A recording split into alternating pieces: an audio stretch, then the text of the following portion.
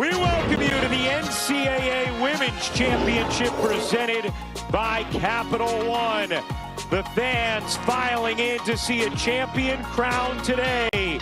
Will it be Dawn Staley looking to become just the fourth coach to win 4 or more titles?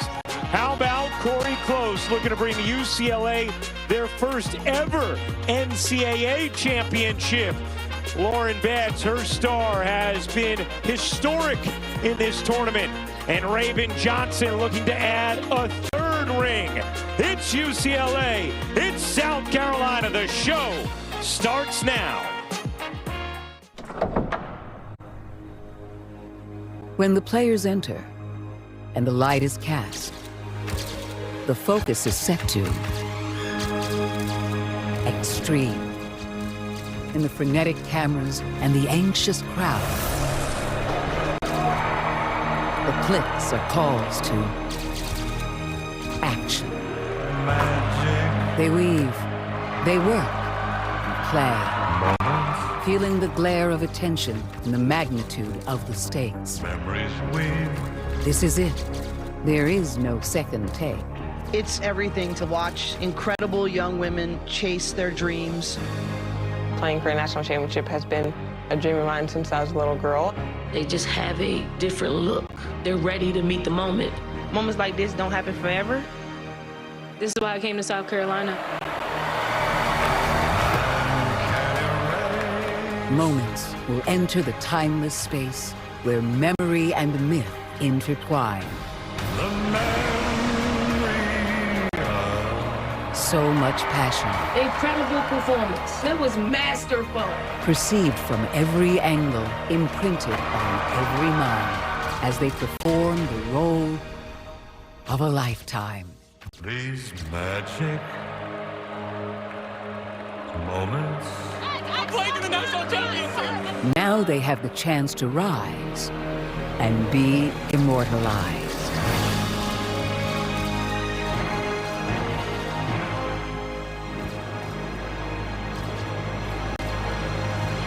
Well, who will be immortalized today? A national champion will be crowned. Will it be South Carolina or UCLA? As we welcome you courtside.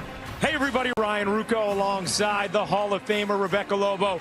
So happy to be with you for the national championship game here on ABC.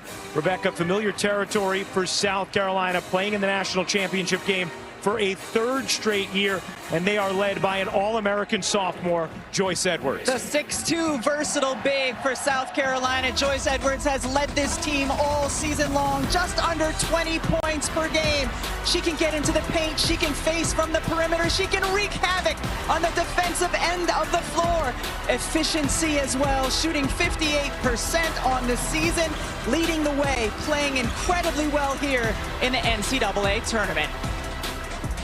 South Carolina, a dominant run. 5 consecutive 35-win seasons, second most all time. 5 title game appearances in the last 10 years and 3 national titles.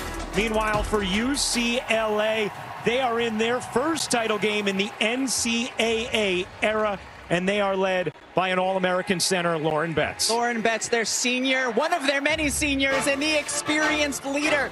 At 6'7", she has certainly owned the paint and played at another level here in the NCAA tournament. 22.5 points a game, 70% from the field, 3 block shots. She's owning the paint. She's facing up as well, leading the charge for the Bruins. And UCLA getting historic production from their seniors this season. 90% of their scoring, most of any Final Four team, and all of their points in the national semifinal accounted for by seniors. First time that has ever happened in the Final Four. Getting ready for action between UCLA and South Carolina. These teams did not meet in the regular season this year. They did meet last year in the fall. A UCLA win. The Bruins hoping to win a second national championship in the school's history. They also were champions back in 1978 when it was the AIAW. Time to keep the festivities going here. Let's send things over to public address announcer Jamie Coffey. At this time, we ask those willing and able to please rise to honor America and those who support our freedom at home and abroad. Today, the flag displayed along the court is held by Arizona State champions Raymond S. Kellis and Millennium High School girls basketball teams and Women in Sports and Events Arizona. And presenting our nation's colors, Aki Merle and Thahono A'atham women veterans. And now to perform the national anthem, Arizona State alum representing the Navajo Dene Nation, Kahara Hodges. Oh, say, can you see by the dawn's early light what so proudly we hailed at the twilight's last gleaming, whose broad stripes and bright stars through the perilous fight o'er the ramparts we watched were so gallantly streaming, and the rockets' red glare, the bombs bursting in air, gave proof through the night that our flag was still there. Oh, say does that star-spangled banner yet wave o'er the land of the free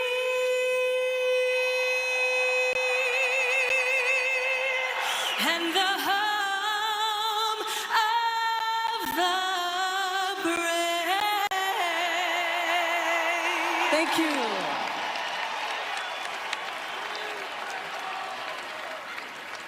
What a rendition of the national anthem as we get ready for action in this matchup between UCLA and South Carolina. The Gamecocks seeking a fourth NCAA title in the last 10 years. UCLA seeking their first in the NCAA era. The Gamecocks on the precipice of more history. I came to South Carolina to claim the national championship and win it.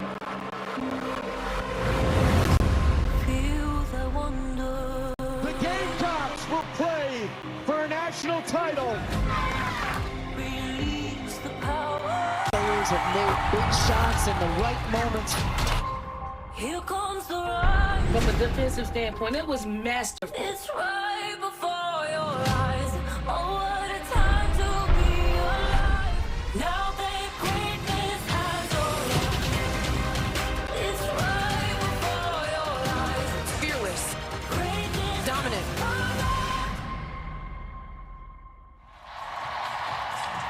Well, time to take a look at today's starting lineups, brought to you by Capital One. Let's send things back over now to public address announcer Jamie Coffey. The starters for the Gamecocks. At 4 to 6'3" sophomore from Camden, South Carolina, number 8, Joyce Edwards. At center, 6'6" senior out of Kenya, 11, Medina Okat. At guard, a 5'9" senior from Miami, Florida, 00, Tanaya Latson. At guard, a 6-foot junior out of Albertville, Minnesota, number 5, Tessa Johnson. At guard, a 5'9" senior from Atlanta, Georgia, number 25, Raven Johnson.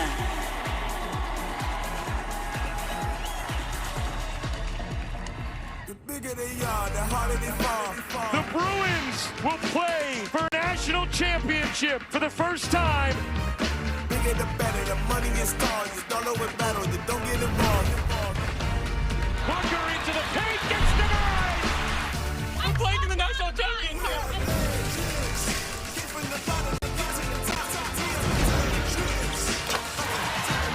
The job's not finished. We're here to win. The bigger they are, the harder they fall. I never celebrate. I want Toughness, togetherness, and defense. the bigger they are, the harder they fall.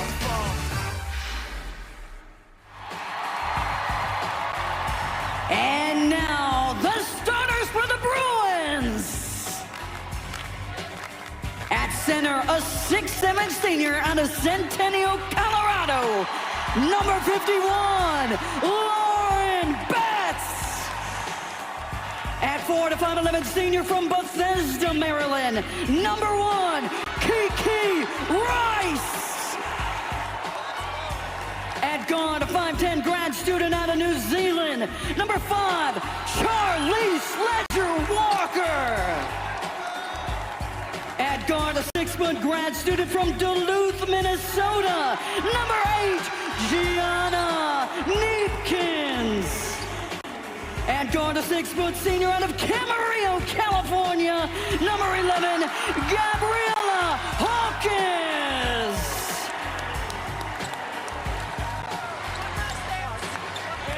And introducing the head coaches for the Bruins, Corey Close. And for the Gamecocks, Dawn Staley.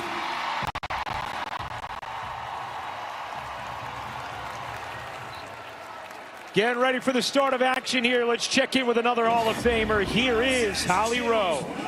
Well, imagine playing for a national championship with your best friend. That's what we see today with South Carolina's backcourt.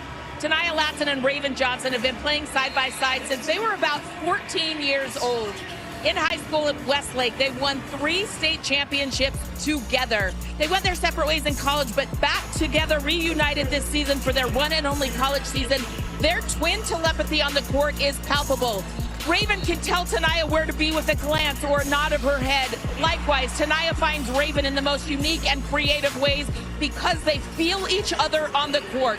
When I asked about what's special with their relationship, they said, we've done a lot of winning together, and they are right. Their record on the floor, 118-5 when they play together. We'll see if they'll add another title to their best friendship today. Terrific stuff, Holly. And Tania Latson told us last year seeing Raven Johnson's emotion in the championship game loss was something she herself carried with her all year long as her friend.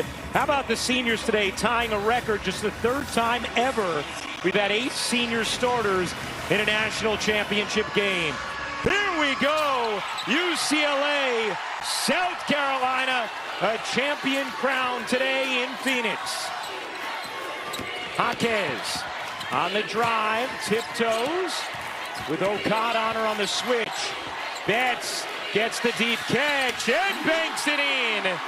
South Carolina will play primarily man-to-man defense, but they have the option to switch multiple defenders, and that time Lauren Betts had the advantage on Edwards. That's the multi-time All-American.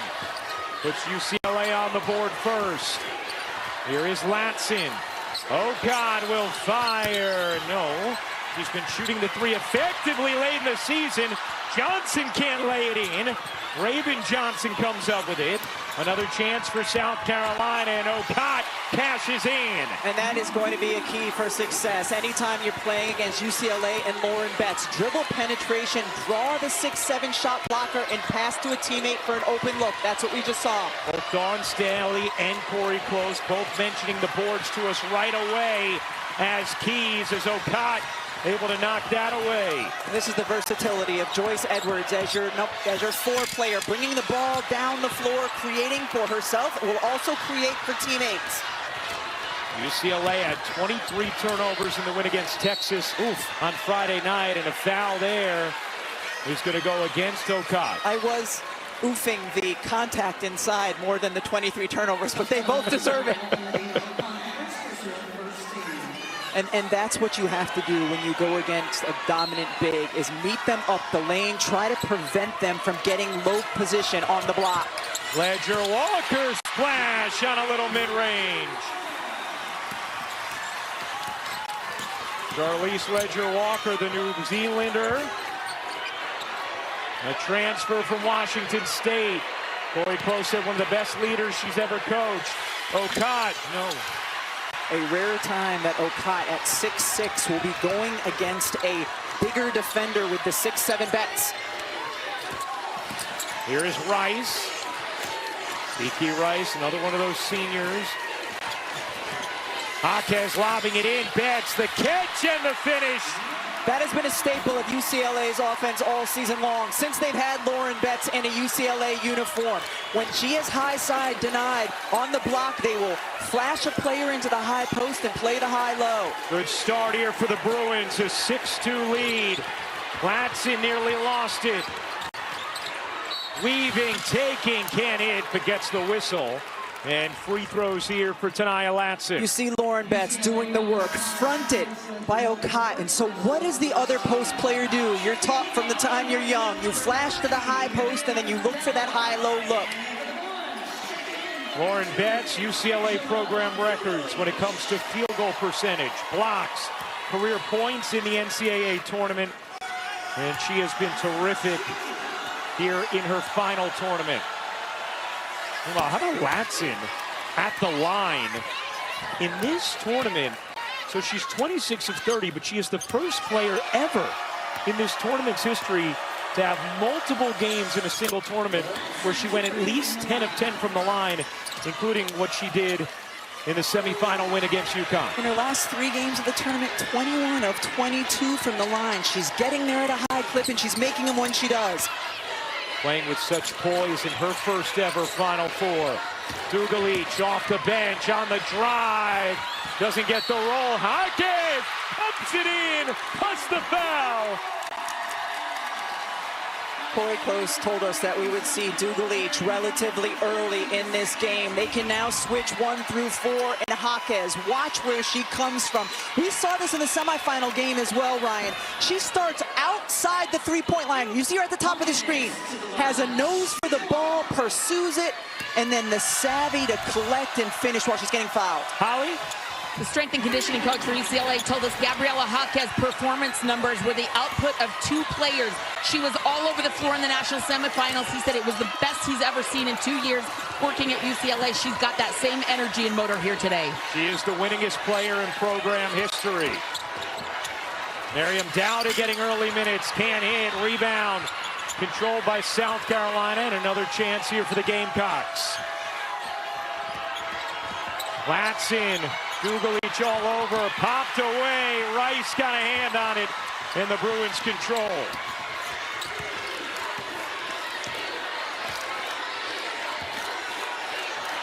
Here's Rice, working behind Betts. Rice on the drive, beats bodies, couldn't finish. Edwards out in transition. Edwards, the Euro, left it short. Rebound Karams to Betts. Here is Rice. Neepkins, catch, fire. Can't hit. Neepkins, one of the better three-point shooters in all of college basketball. 43% on the season. Both of these teams comfortable playing with pace, but we know with South Carolina, when they can get out in transition like Edwards did the last time, didn't convert, but those are the quick looks they're looking for. Johnson in and out. And the rebound bounces over to Jaquez. Neepkins lobs it in.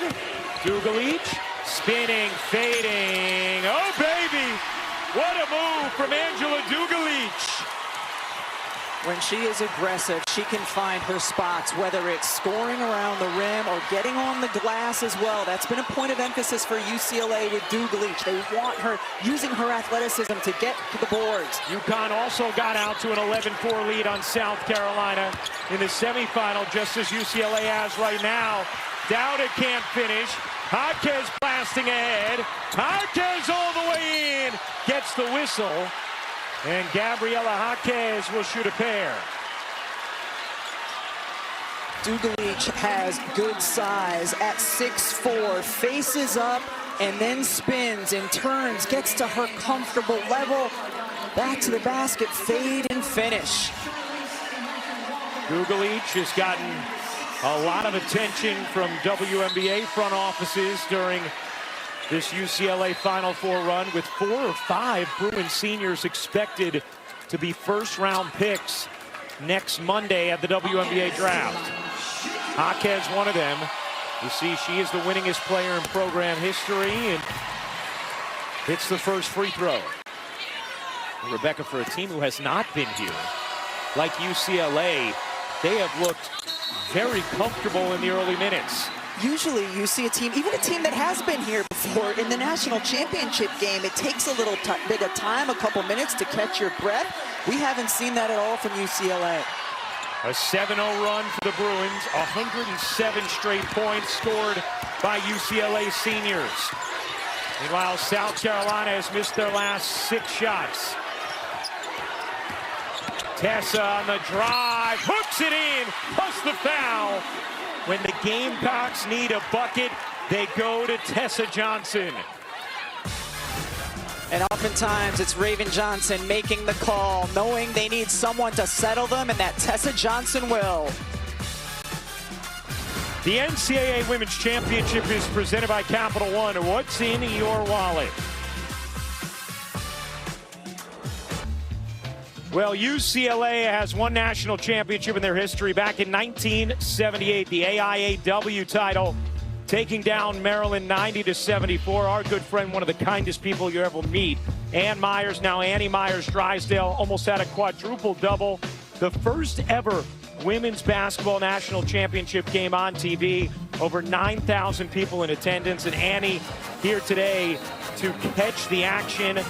She, Denise Curry, Anita Ortega, some of the stars of that team, and they have maintained such a close relationship with Corey Close and this UCLA program. NCAA era started in 1982, and Corey Close has taken the Bruins to back-to-back Final Fours after they had not been in the NCAA era. Tessa Johnson completes the three-point play. And again, that's a theme we've seen all season. We saw against UConn the other night. When South Carolina needs a bucket, they go to Tessa.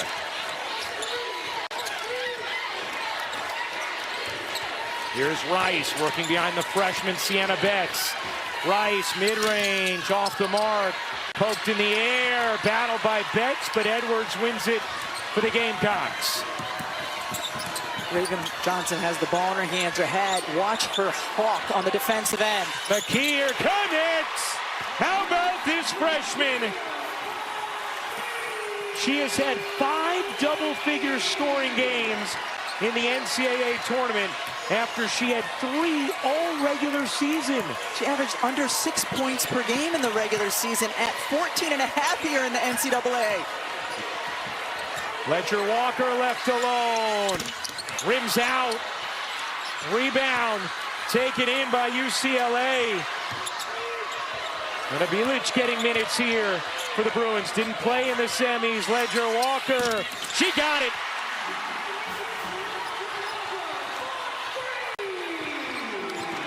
How about Lena Bilic getting early minutes for UCLA? Often they do not go to an 8th player. She did not play at all in the semifinal game. Sienna Betts also in here. Corey Close buying her starters some minutes. Edwards, no. Okot the rebound, knocked away. Tessa Johnson gets it back. A 16-10 UCLA lead. Okot left alone, can't hit. Long rebound UCLA, and it's going the other way. The foul called against Edwards. Because of the way South Carolina plays defense, you know you can get a flare screen on the backside, and that's what we saw on the last possession. Sienna Betts comes up, sets the screen, McKeer gets caught, and that is why Ledger Walker was wide open for that 3. Corey Close told us even before their game against Texas that they thought they could get that action. Charlize Ledger Walker, one of the all-time greats at Washington State, scored 1,743 points there. Was injured last season at UCLA, a huge part of what the Bruins have been doing this season. Dugalich lobs it in, and O'Connor on the front knocks it away. Jaquez had it poked from Johnson, and it last hits the Bruins. It'll be South Carolina ball. Hey, the Frozen Four begins Thursday on ESPN2 at 5 p.m. For more information on upcoming NCAA championships, go to ncaa.com. Entertaining start to this national championship game. UCLA 50% from the floor in the first quarter, after they and Texas really struggled to score on Friday night. McKeer gives it back. Okot, no. And Betts the rebound. Okot now 1 of 6 to start. She simply just doesn't look like she's comfortable out there right now in the spaces where she's catching it with the defender she has. Jaquez trying to save it, could not. And UCLA turns it over.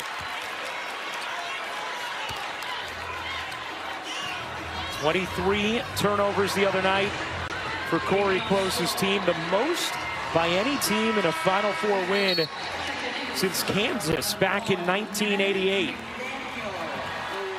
But a lot of the UCL players were actually encouraged by the fact they were able to win a game like that. They hadn't been in a ton of low-scoring games, gritty, grinded out, grimy battles, and they felt encouraged that they were able to find a path to victory in a game like that, as Betts having a little trouble there on the bench. So Betts checks out. Meanwhile, Alicia Tornabes, the 18-year-old freshman who joined South Carolina mid-season in, Jaquez gets whistled for the foul. We have our rules analyst, Dee Kantner, with us today. Dee, who officiated 26 Final Fours, as you see Lauren Betts saying, I have something stuck in my throat. And Dee, I know you've liked just the way the officials have set the tone early here today. I do. I think they've done an excellent job of setting the tempo, communicating to the players, freedom of movement, what they're going to allow in this game. They've been consistent. With the lineup that UCLA has on the floor, they can switch all 5 positions, as you saw there. Rice comes in for the rebound. Betts still trying to navigate whatever's going on in her throat on that UCLA bench. Neepkins goes baseline. Neepkins looking for an angle, finds one short. Sienna Betts, no, knocked out of bounds by Blatson, and it will stay with the Bruins. Certainly need to keep an eye on the Lauren Betts situation. She is so important offensively and defensively. The multiple positions that she defends on the defensive end impacts how UCLA guards deny. Rice short, rebound Edwards. And the Bruins survive these minutes with Betts on the bench. McDaniel off to Tornabes. That jumper won't go. Knocked out of bounds by Dugalich. It stays with South Carolina. And you can see Betts is still trying to work out whatever's going on there on the bench, coughing into that towel. And you can see her saying, I don't know what's happening. You just certainly hope Lauren Betts is okay. First and foremost, her health. And then that she can get back into this game and be the factor that the country knows her to be. Here's McKeer. What a play by Dugalich. Jaquez off the deflection. Neepkins, guarded by Latson, has size on her. Neepkins doesn't get the roll, and Latson the rebound. Under a minute to go in the first quarter. Maddie McDaniel scoots in, can't bank it in. Rebound knocked out of bounds by Tornabes. It'll be UCLA ball. But I think it's good for South Carolina, whether it's Latson or McDaniel, to try to get downhill, get some dribble penetration, then you can dump it off to your post for a layup or perhaps kick out for a 3. UCLA started this game 4 of 5 from the floor. They're 2 of 11 since.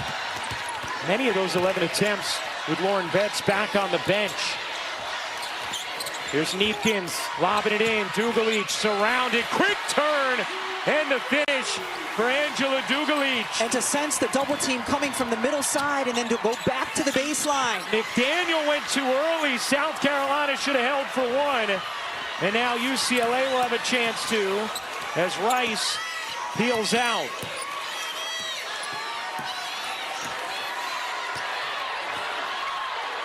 Four seconds left. Rice a three. You bet! What a finish to the first for the Bruins.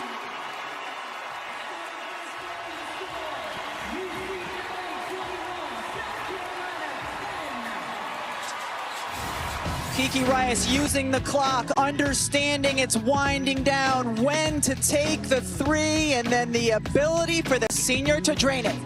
An 8-0 run from UCLA. Stay tuned after this message and a word from our ABC stations. Holly Rowe will chat with Dawn Staley.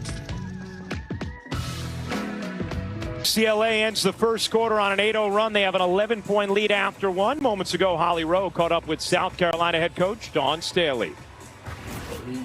Coach Staley, UCLA has come out really efficient shooting right now. What does your defense have to change? Yeah, we got to disrupt a little bit. Okay, I think we got to play more just inspired. Okay, we got to dictate a little bit more. They're getting to their spots, and we got to do a better job at just trying to be a little bit more physical with them and not let them cut in front of us. So it's just really disciplined defense. You've gone to your bench early in that first quarter. What do you need energy-wise from your group? It's just a little energy, a little bit of speed, a little bit of scoring. So we got to find the right combination that can settle us down and put some points on the scoreboard and get some stops. Thank you, Coach. Thanks, Holly. All right, well, thank you very much, Holly. Of course, on Friday night at the end of South Carolina's win, a heated exchange between Gino Auriemma and Dawn Staley, which Dawn Staley addressed yesterday.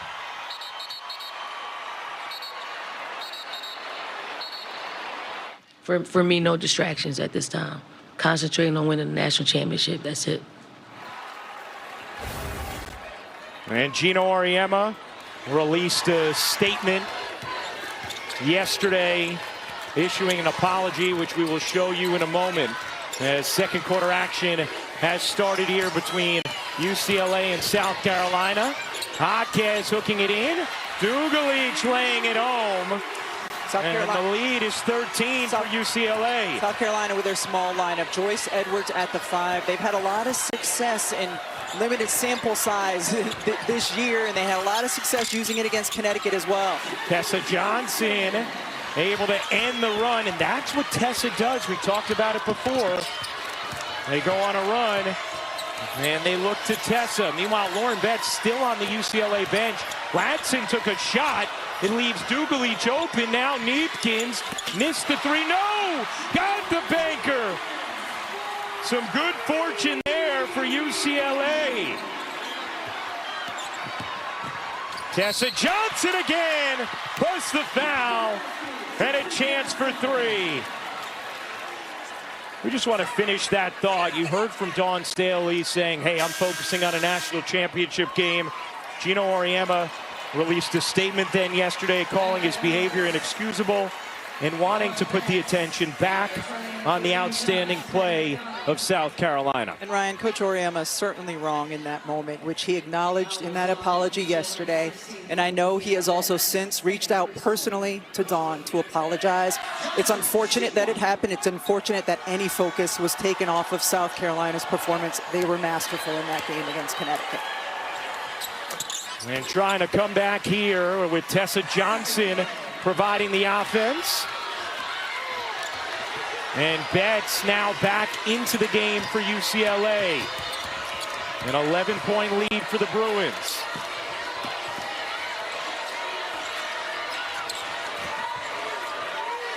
Hodges turns and lays on a great feed from Dugalich.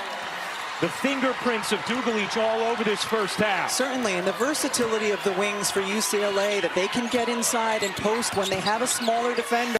McKeer, no. Rebound hits the floor. Edwards comes up with it for South Carolina. Raven Johnson can't hit the three. In and out. Tessa, no. And Dugalich the board. Boy, South Carolina's had some looks from three that look good and just rim out. That toss not caught, but that's because Betts was being held. And Tania Latson, in this possession, you saw, took a shot from Dugalich and still being looked at. I mean, D, one quick look at that. Could have been a moving screen there with the way Dugalich was leaning. Very quick look at that. I wasn't refereeing that play. However, it doesn't look like she leaned a lot. I can't really assess on that, to be honest. All right. Dugalich.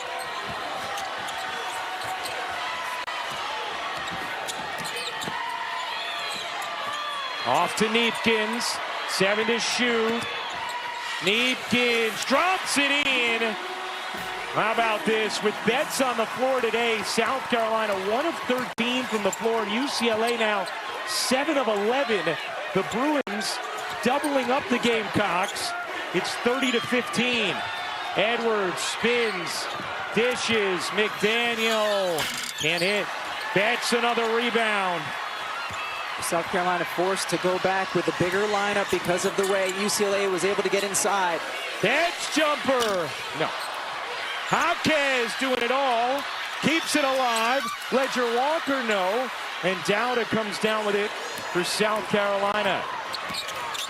How did Jaquez, though, get the original offensive board surrounded by 4 defenders? 7 points, 5 rebounds, 3 assists for Jaquez. Dowda off on a 3.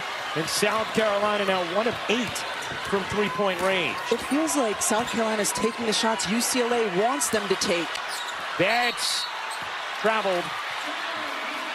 And UCLA turns it over, just their third of the half. Gianna Neepkins is such a confident offensive player. Doesn't think anybody can limit what she can do there. The little kicked up foot fade away. It's a tough, tough finish. Tania Latson back in for South Carolina. Rebecca, how do the Gamecocks find some sort of rhythm here against UCLA? Well, I think having Raven Johnson on the floor is important. You would look for them to run something. You've mentioned it multiple times that involves Tessa Johnson. She's been a good decision maker today. Tania Latson trying to get downhill. Ravens mid-range is good. Big bucket there for the senior Raven Johnson. And you see UCLA's ability to switch, and Lauren Betts contesting that shot. That's a really tough finish for Raven Johnson over a 6'7" shot blocker. Raven Johnson has gone to 5 Final Fours in her collegiate career. And a whistle here against South Carolina. Raven Johnson is able to get in. This Lauren Betts on her, moves her feet pretty well. Lauren Betts does a nice job when she's a perimeter defender, stays right with her. That's a tough look, tough finish for Raven Johnson. Well, you've seen Corey Close go significantly deeper in her bench in this game. Just saw Amanda Muse getting some minutes. Meanwhile, you see Raven Johnson second all-time in South Carolina history in wins. Only Victoria Saxton with more. Betts can't hit. Latson the board. Here come the Gamecocks. Latson, little pull-up, won't rim in. And the rebound caroms out to Jaquez.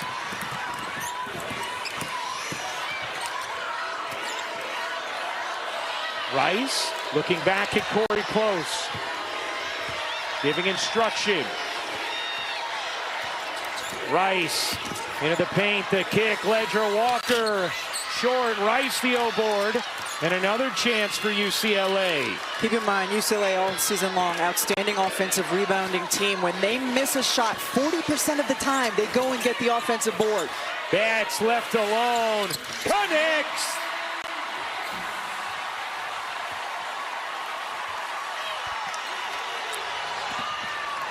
An 8-2 advantage and second chance points for the Bruins. Jaquez, little bump on the drive. Betts and Jaquez were there as Latson was fouled. Timeout on the floor. Lauren Betts catches the basketball wide open at the high post. Doesn't know whether or not to shoot. Her teammate Dugalich points. Shoot the ball, you're open. Her teammate does. Gives her the point afterwards as well. Tuck in with your finger.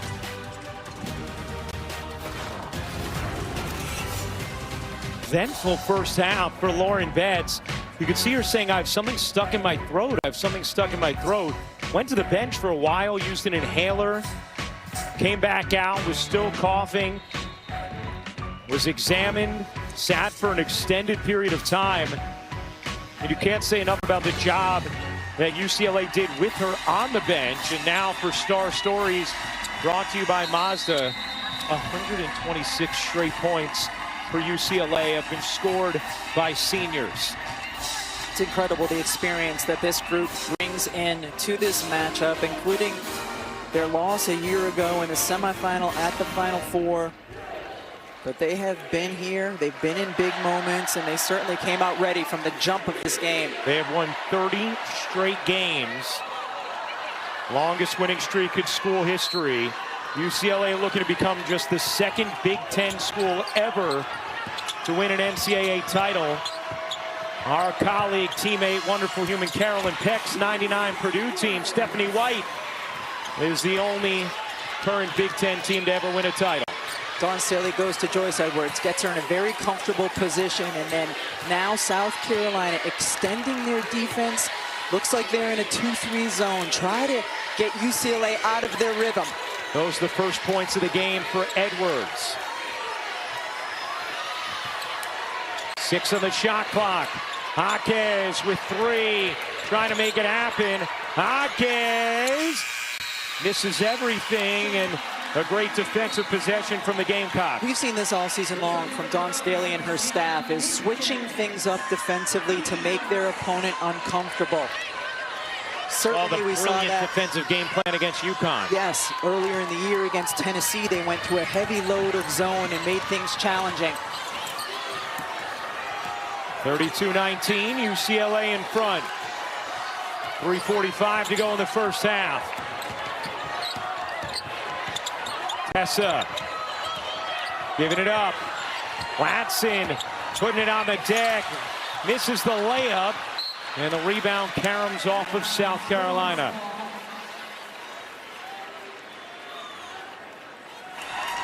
Courtside at the Women's Final Four presented by AT&T.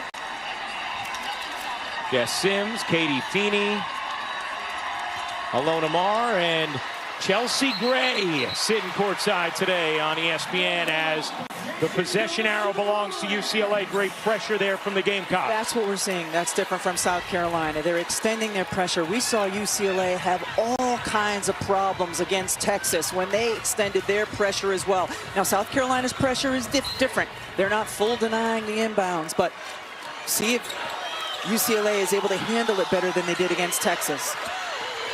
That's going to be a 10-second violation. They only had 4 to get it over after where the initial held ball happened. And that's going to be a Bruins turnover, just their 5th of the half. But that's what you're trying to do defensively, right? Just find something to shift momentum, find something to get your opponent off balance. That has certainly been the case the last couple of possessions for UCLA on the offensive end.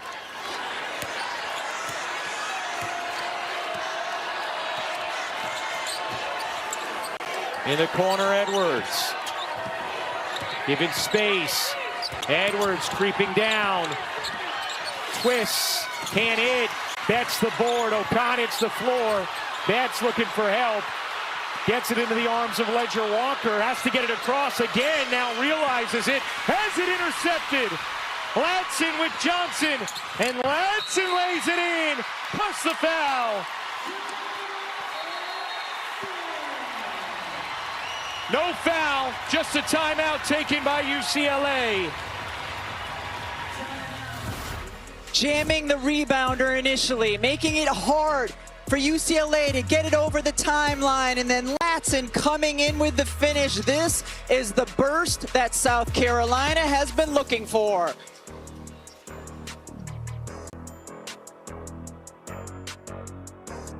I'm gonna go to Disney World. Boy, I'd love to go to the Super Bowl one day. Maybe we can. I'm ready. Me too.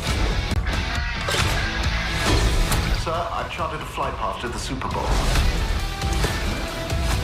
This is the way. We're going to the Super Bowl. We gotta move. Be on your best behavior. One big happy family. I'm going too. Everybody got their ticket? in 2027. Decker Investigations. I have a job for you.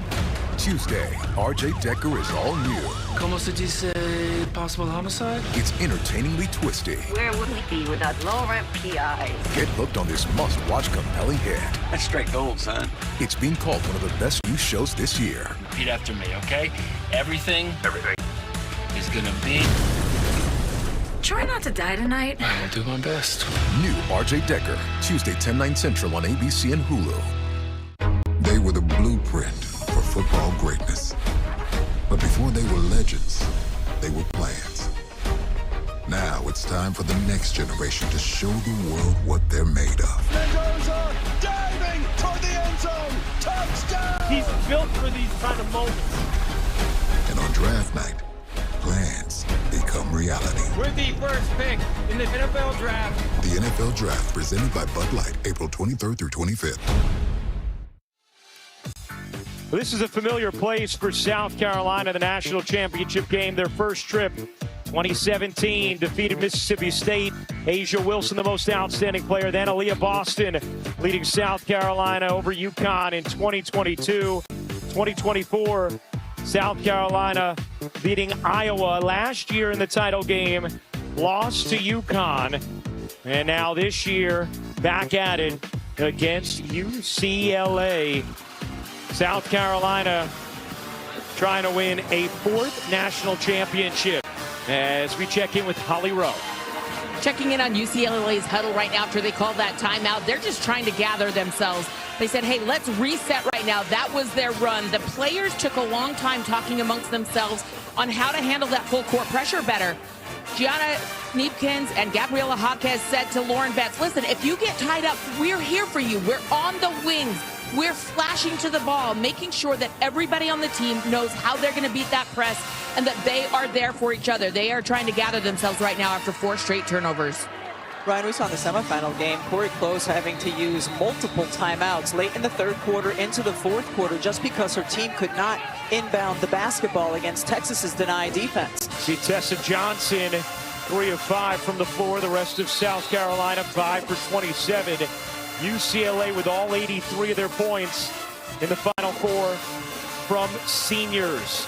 And after they had done such a great job protecting the basketball all game long, the Bruins have now turned it over in each of their last 3 possessions, something they had done 3 times all game prior. South Carolina scoring has given them the ability to set up their pressure. Betts gets it across with Jaquez. Here is Jaquez. Betts in the corner. Eyes up, out to Rice. Dugalich. 8 to shoot. Neepkins with 7. Rice directing traffic with 4. Down to 2. Dugalich gonna have to hoist. Does. Got it on the rim. Nothing more as Edwards comes up with a rebound. And for the first time in this national championship game, it feels like South Carolina has some momentum. And it has completely started with their shift on the defensive end to the zone and then picking up pressure.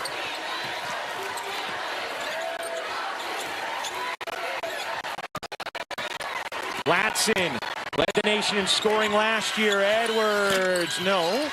Rebound Rice looking to push for UCLA. Rice weaving, dishing, Jaquez can't hit, Betts the O-board.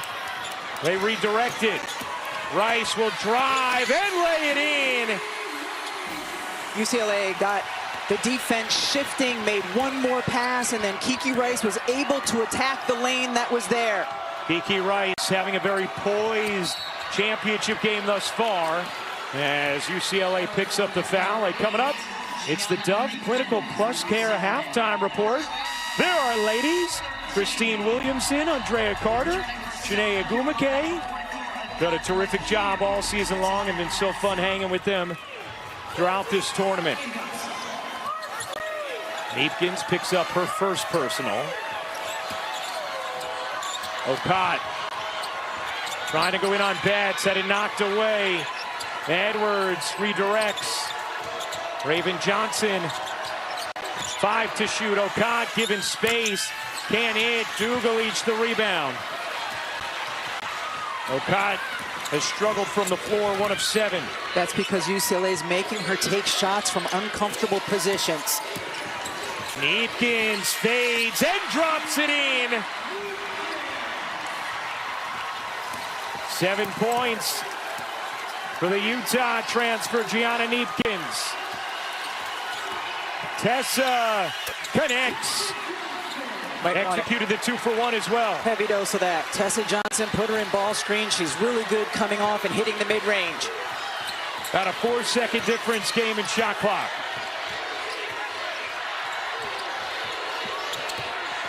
Rice letting it wind. Kicks it out. Dugalich back ironing off. And a foul on Dugalich. That'll be her second.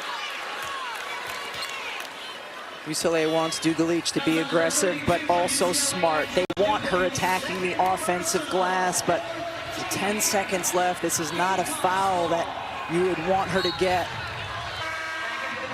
Dugalich will check out for this final defensive possession rather than risk a 3rd foul. Raven Johnson eyes the clock. 5 seconds left in the first half. Johnson on the drive, 2 seconds. Johnson doesn't get it off. That'll do it for the first half. UCLA, a 36-23 lead at halftime as Raven Johnson, Medina Okot talk it over.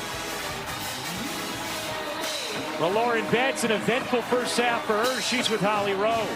Well, Lauren, you got off to such a great start collectively, but then you hit a little bump in the road. What was going on with your throat? I don't know what's going on. I think it's really dry out here in Phoenix, so I just have something stuck in there, but I'm good. I'm all good. Okay, the team has had a lot of composure, and you've really been imposing your will with your length on the boards. How do you think you can keep that up here in the second half? Yeah, we got to continue to limit them to 1 shot. I think they were making things really tough on them. We can't get them get second chances. That's how they score a lot of points. Just quickly, their defensive pressure has turned up a notch. How do you handle it better?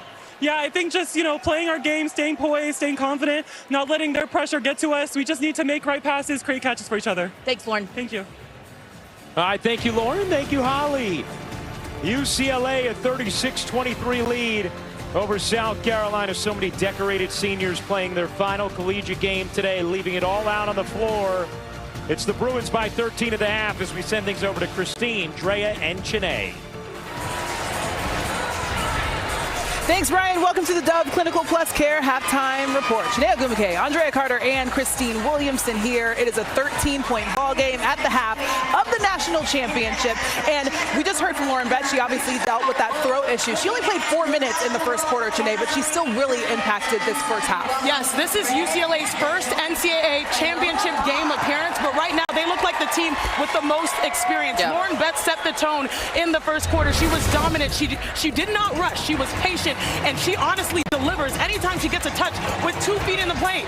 You look at this single coverage, nice touch off the glass, and then again, you're going to see the double. You're going to see a high-low. Here, beautiful pass. She keeps it high and knocks it down. Now, the difference in this game so far have been the bigs, and when it comes to Lauren Betts, they're not going to guard her out there. She's knocked it down, whereas South Carolina's bigs have missed a plethora of mid-range shots. But at this level, it comes down to how bad do you want it. I was so impressed with UCLA.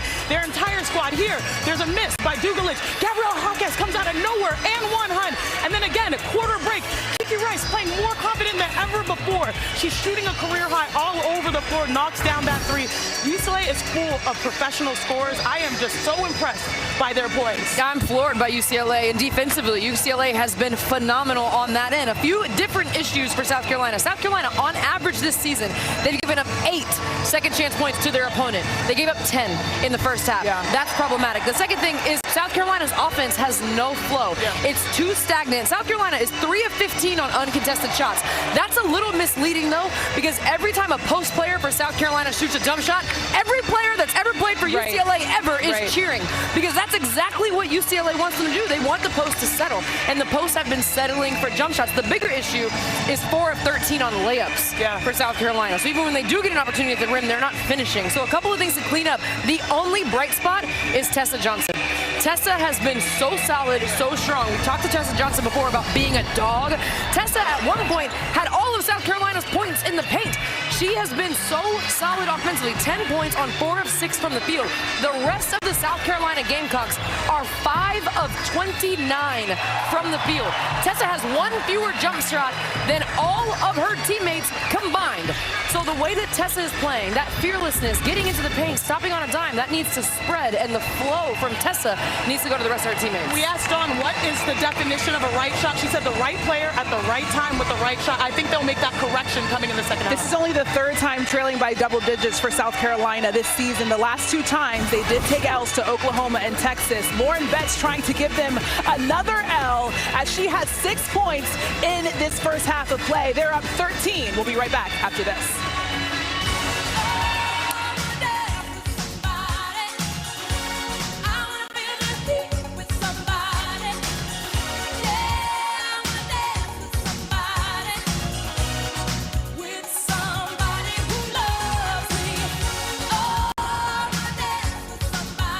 This halftime report is presented by Dove Clinical Plus Care. 96-hour sweat protection plus skin care. Welcome back to the Dove Clinical Plus Care halftime report. Red Panda in the building, the best in the business, and guess who's helping her out? Alona Maher, the rugby Olympian, making everything just look very casual. And it's not. It's not. It's not at all. She can mess Red Panda up. See? No, let's not exactly. All right, 20 minutes of basketball left this season for UCLA. It's looking for its first title since before NCAA-sponsored women's hoops.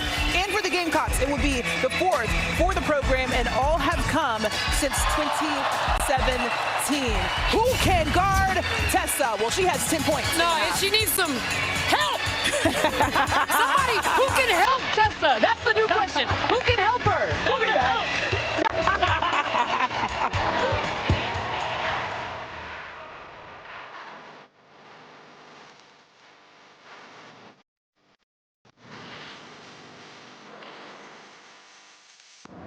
The NCAA Women's Championship is presented by Capital One.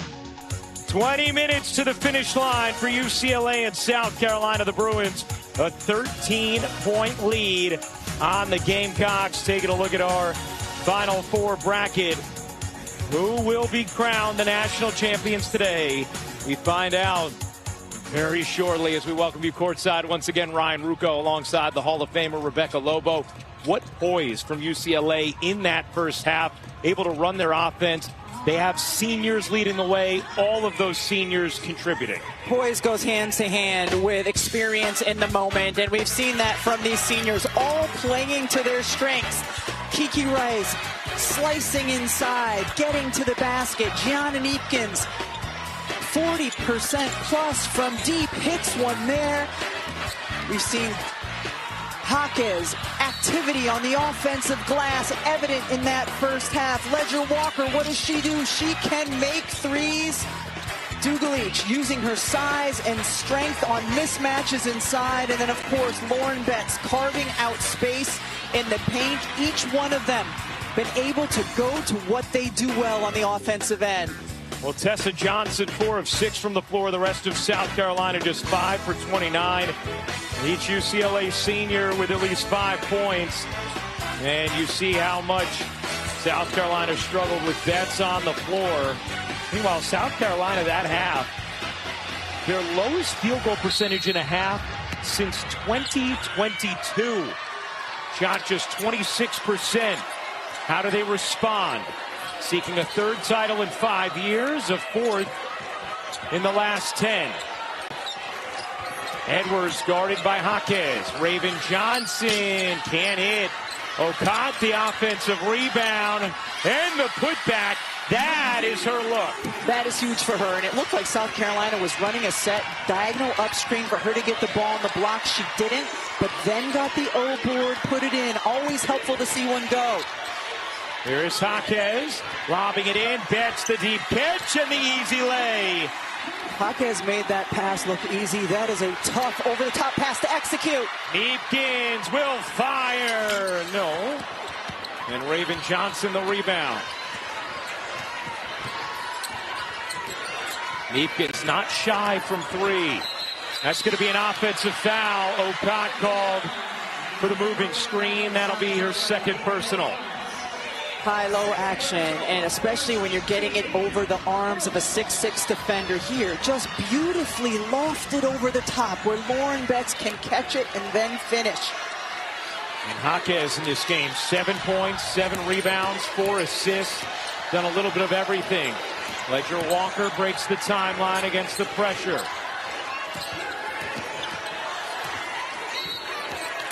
And a whistle here against South Carolina. Head coverage of the NCAA Men's Basketball Championship game begins tomorrow night on TBS. For more information, go to ncaa.com. It'll be UConn against Michigan. Number 3 on Okot. She'll check out. And now South Carolina goes a little smaller. Joyce Edwards to the 5 in this lineup. Yeah, we saw that a little bit in the first half as well. UCLA try to get Lauren Betts a touch inside. Neepkins kicks. Ledger Walker can't hit. Rebound Jaquez inside. How about Gabriela Jaquez? They call her all gas Gabs, and you see why. She runs the floor. She gets to the glass. So much hustle to her game. Deflected by Betts. And then Betts takes it away from Edwards. Here's Rice. It's South Carolina back. She'll peel out. Ledger Walker has the seam. Missed the lay. Jaquez again a factor. Raven Johnson taken away by Rice. South Carolina a little sloppy with the basketball in this third. Ledger Walker. Connect! And right now, this is the difference in both teams on the offensive end. UCLA doing what they're comfortable doing. And their fans have traveled well here to Phoenix. Edwards, no. Jaquez gets clobbered by Johnson.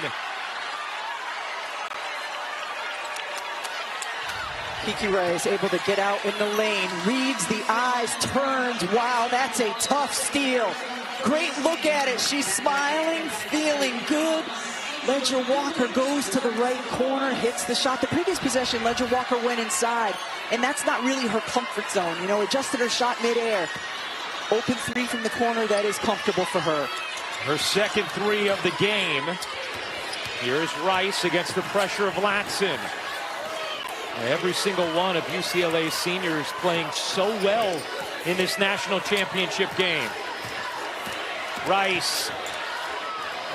Dugalich dumps it in. Kick it out. Jaquez. Back ironing off. Betts the rebound. Another chance for UCLA. Dugalich can't bank it in, but gets the whistle. And Angela Dugalich will shoot 12 offensive rebounds now for UCLA. Yeah, they continue to be dominant on the glass. They're plus 13 for the game, but this is what they do, and it's not just Lauren Betts with her size. You've seen how Jaquez has just been all over the glass. How about Gabriela Jaquez? 9 rebounds in this game. Her brother Jaime, fresh off a plane into Phoenix after scoring 32 points for the Miami Heat last night. Here to support baby sis as Dugalich misses the second. And McKeer is fouled. Jaime got up. Yeah, her parents are hanging out here. Jaime might have to go right back to the Heat. He was here in the first half. He caught all he could. You see Angela and Jaime Sr. catching the action. Now that foul on Dugalich is her third. That is a consequential foul for UCLA, as Dugalich, as Corey Close calls her, is a matchup nightmare. And on the defensive end as well, she allows them to switch 1 through 4. They don't do that with a smaller lineup. McDaniel gets fouled by Rice, and Maddie McDaniel is going to shoot 2. By the way, Jaime visited the all-cast earlier in the game. Give the guy a break. Maybe he's getting some popcorn. You're right. I shouldn't presume to know why he is or is not in his seat. He found better seats. You know, one thing, just want to take the opportunity to say, what an incredible host city Phoenix has been for this Final Four. The energy, the signage, the atmosphere, the hospitality, all top-notch, and no surprise from a city that has embraced women's hoops long ago. One of the original franchises in the WNBA was the Phoenix Mercury. They've had consistent success. Now here you see South Carolina again. Extending the pressure, yes. This time UCLA breaking it with a little more fluidity.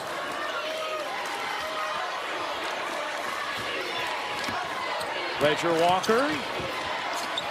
Off to Jaquez. Neepkins on the attack, the pull-up short. Jaquez again gets in there, held ball, and it's UCLA possession.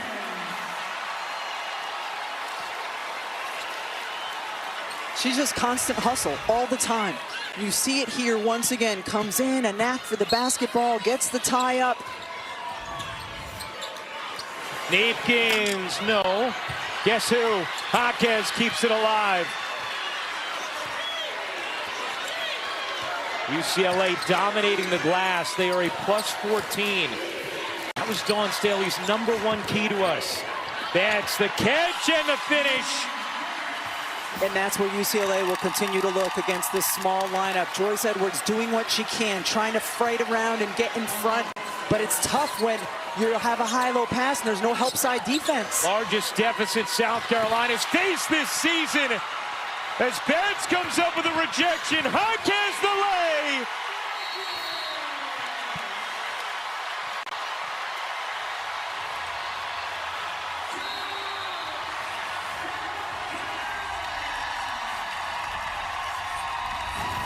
Lauren Betts is simply dominant on the defensive end with the block. Kiki Rice, a terrific get-ahead. Jaquez doing what she does once again.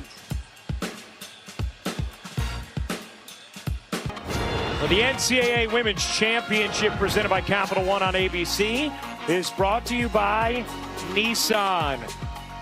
It has been all UCLA thus far.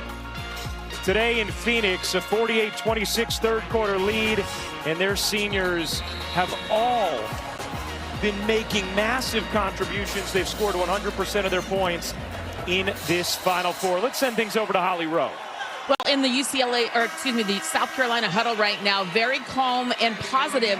Dawn Staley trying to bring some confidence back into her team. The biggest message is boxing out.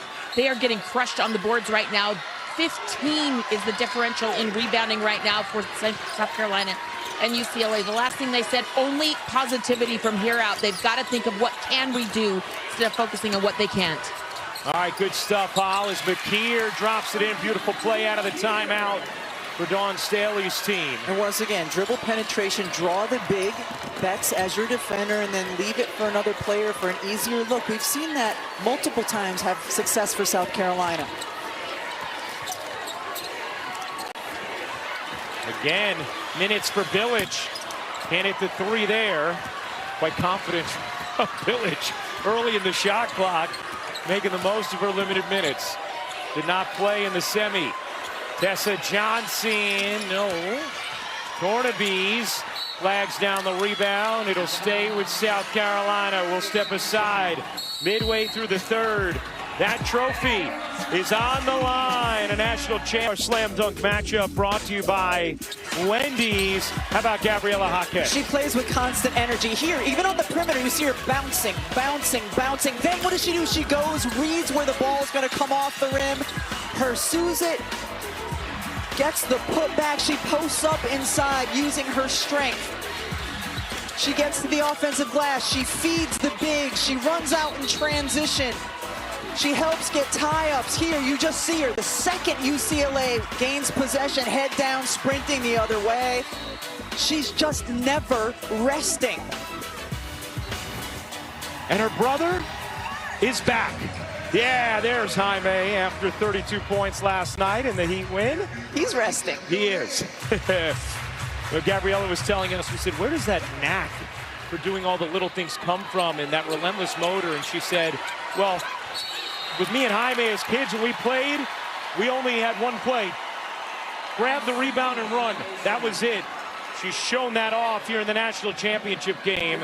Meanwhile, how about UCLA forcing a 5-second violation out of the timeout? Especially knowing that South Carolina had a set drawn up under their own basket.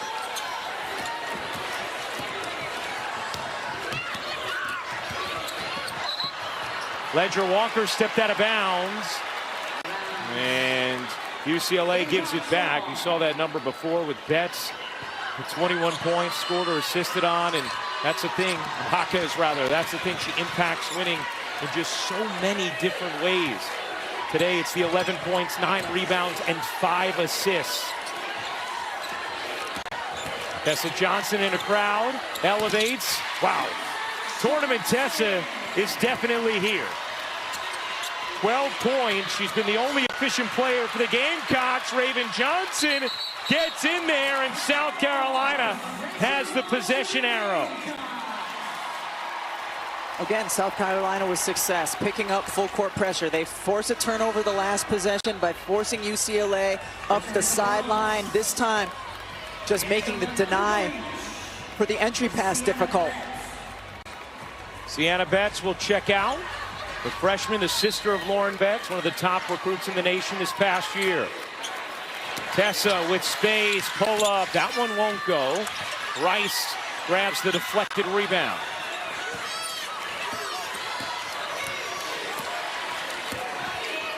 .405 to go in the third.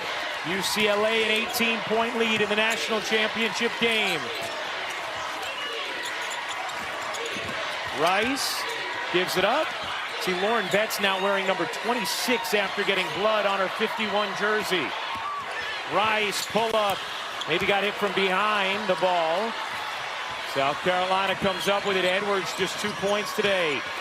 Tornabees, no.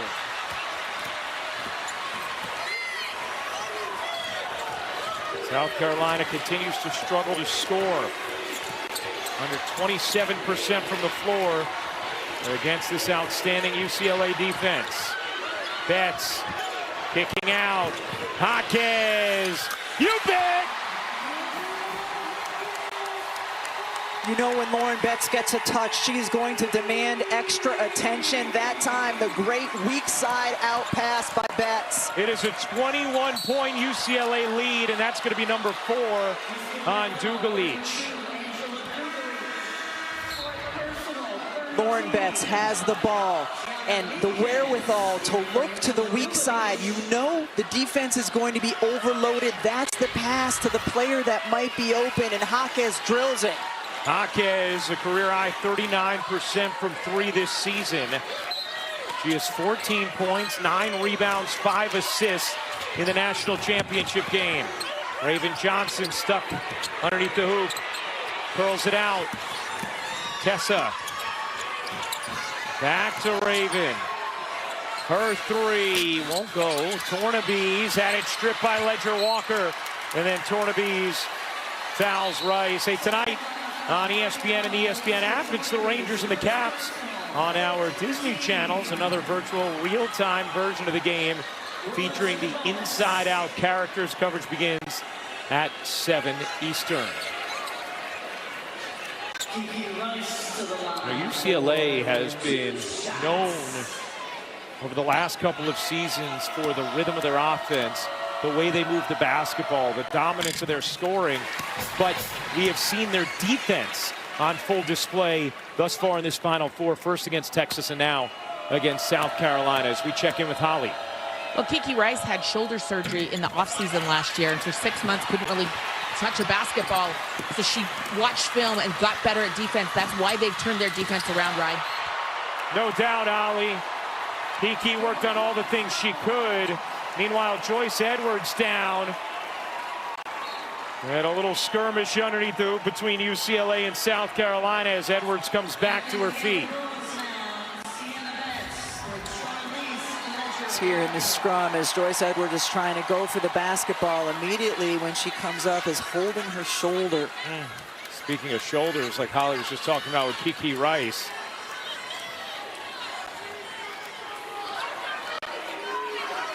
All right, let's go back to Holly for a little more. That shoulder has been an issue for Joyce Edwards this year. She frequently wears a strap or a brace underneath her uniform. She does wear it at practice, so that is a previous injury that could have been just exacerbated. All right, Holly, thank you very much.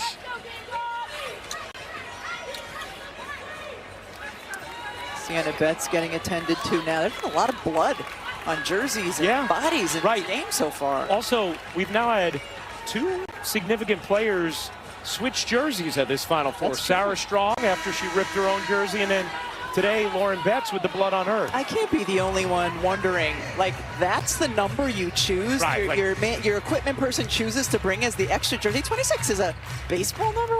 That's not really a basketball number. Right. It's a weird number to choose for your spare jersey. I guess that's the only one they brought. Here's Tornabees. Can hit the 3. We did not see Tornabees against UConn in the semi, getting significant run here against UCLA as Dawn Staley looks for some answers. Sienna Betts, Neepkins, little pull-up, rims off. Sienna Betts, the O-board, kicks it out. Neepkins a 3, is good!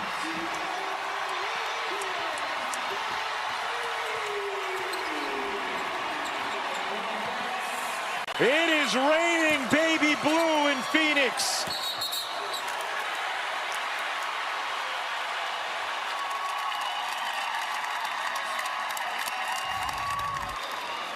Sienna Betts gets the offensive board and then kicks it out to her sister.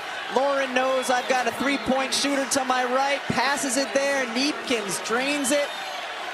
Wow, the way UCLA has been firing on all cylinders offensively and clamped it down defensively has been so incredibly impressive. A dominant performance thus far as McKeer fouls Rice.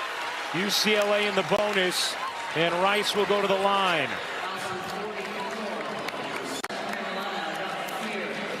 We know South Carolina fans travel everywhere. They get great crowds no matter where they play in the country.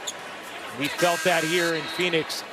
It has been remarkable, even pregame, to hear the UCLA fans in this building and the following the Bruins have here for the national championship game as this program tries to turn back the clock to 1978.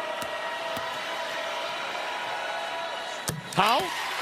Well, Gianna Neepkins, a transfer in from Utah, is having a really great game so far. She gets a lot of this toughness and able to work through physicality because she is the youngest of 6 children, and all of the olders are brothers. She has had to go up against them her whole life. She said, my brothers made me tough, and she's really showcasing that today. There she is, baby girl. Look at the look on her face, the smile, the closed eyes. It might be from the smell of the brothers. For people who have brothers can understand that. That was just basically the face she made throughout her entire childhood. Probably anytime she was around them. A 27-point UCLA lead. The South Carolina have some fight left in them. Latson will peel back out. Knocked away. This defense has been incredible from UCLA. Even Amanda Muse getting in on it. Thought you were going to go even Amanda Mused, but you didn't. Latson knocks it away. Jaquez comes up with it. 10 to shoot. Ledger Walker trapped in the corner. Jaquez, 3 to shoot. Neepkins, no. Betts the rebound. Another chance here for UCLA.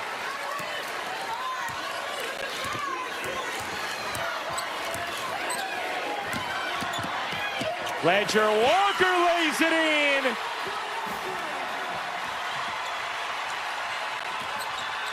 Edwards loses it out of bounds. It's been that kind of afternoon for South Carolina. the right instinct when you're struggling to score in the quarter court, to try to push pace, see if you can beat the defense down. South Carolina hasn't been able to do that. Jaquez trapped, and Corey Close will take a timeout with 29 seconds to go in this third. And UCLA a 59-30 lead on South Carolina. Hey, the 30th annual WNBA draft Monday, April 13th on ESPN and the ESPN app. Dallas Wings have the first pick, followed by the Lynx, Storm, Mystics, and Sky. The expansion, Toronto Tempo and Portland Fire have the 6th and 7th picks. Our coverage begins with WNBA Countdown at 6:30 Eastern. We mentioned it before, UCLA expected to have 4 or 5 first-rounders. South Carolina will have Raven Johnson, Tanaya Latson, Medina Okada all being drafted that night as well. And look, Lauren Betts' jersey's back. I got that blood out. She's no longer number 26. I mean, Rebecca, this has been such a dominant performance from UCLA today. And again, you kind of expect what they've done on the offensive end, or you're not surprised by it, I should say, because of how potent they've been on that end of the floor this year. I mean, South Carolina is a team 4th in the country in field goal percentage on the season, 51%, 3rd in scoring. What UCLA has done in a dominant fashion on the defensive end has been what's been most impressive to me. Well, they held Madison Booker to 6 points on 3 of 23 shooting. They have held Joyce Edwards to 2 points on 1 of 8 shooting thus far in the national championship game. Second foul on Tornabees. Lauren Betts at the line. Let's check in with Hal.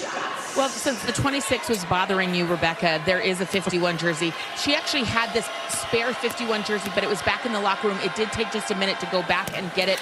The 26 was just a temporary blurb, and we have righted the ship here. I hope that makes you more comfortable. I love that they have second jerseys for their players. Just if you have the random, extra jersey, I'm just curious about the 26. I guess because nobody else has it. I'm sure we can get to the bottom of that post game. But no more during the game. Meanwhile, how about the foul there? Or are they going to call a lane violation? Yeah, it'll be a lane violation. So another chance here for Lauren Betts. Betts, the first player in Big Ten history to win Defensive Player of the Year and Player of the Year in the same season. And a 13-0 UCLA run. Lena Bilic into the game for UCLA. The Bruins outscoring the Gamecocks 25-7 in this third.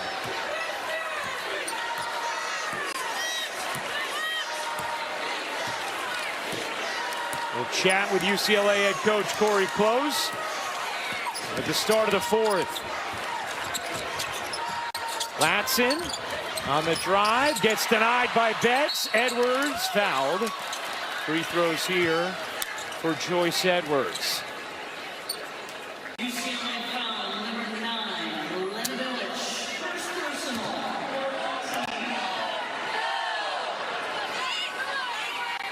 Edwards to the line for 2 shots. Edwards.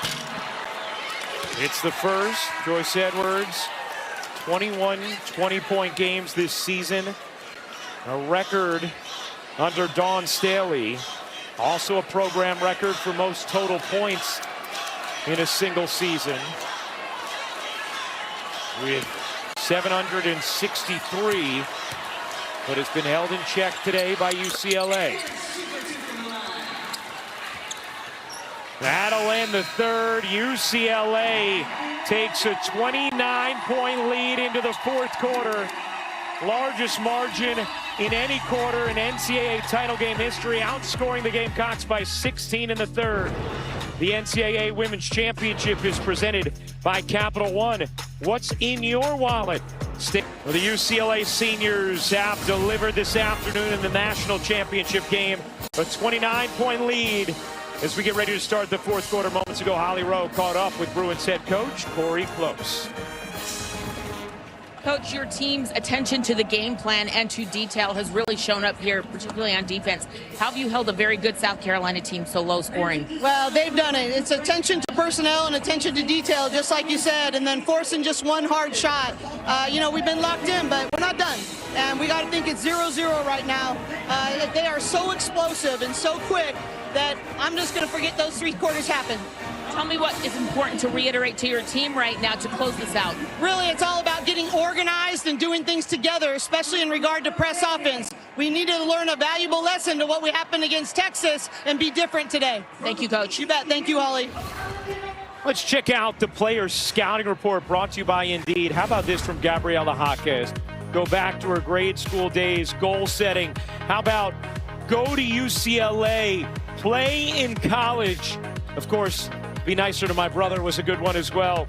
But Gabriela Jaquez not only has gone to UCLA, she's 1 quarter away from delivering their first championship in the NCAA era. As we check in with Holly Rowe. Well, get a scholarship was hard for Gabriela. She grew up in LA, but in her senior year of high school wasn't getting any offers, wasn't getting any looks. So she joined an AAU team in Oakland. She would have to get on a flight 2 times a month to go play with this team that had other great players get scholarships like Cameron Brink, Sabrina Ionesco, Haley Jones. That got her some exposure, and she got seen by UCLA. And not only did she play here in basketball as a scholarship athlete, she also was at the Women's College World Series as a softball player 2 years ago. Pretty incredible how. Here is Jaquez, start of this 4th. Dawn Staley deploying a double big lineup here with Tornabese and Okot. Betts 3 to shoot, Betts fading, can't hit. Tornabese the rebound. Tessa Johnson at 3, that one rims off. Tornabese gets fouled. Let's cut into this deficit. South Carolina's going to have to hit some threes. Their primary weapon there is Tessa Johnson, or get more opportunities. And getting to the offensive glass by Tornabese, certainly, of course, couple those things with getting stops on the other end. South Carolina just 1 of 12 from 3 in this game. They've been a really good 3-point shooting team this season. 4th in the country at just under 38%. Taken away by Jaquez. Jaquez all the way in for 2.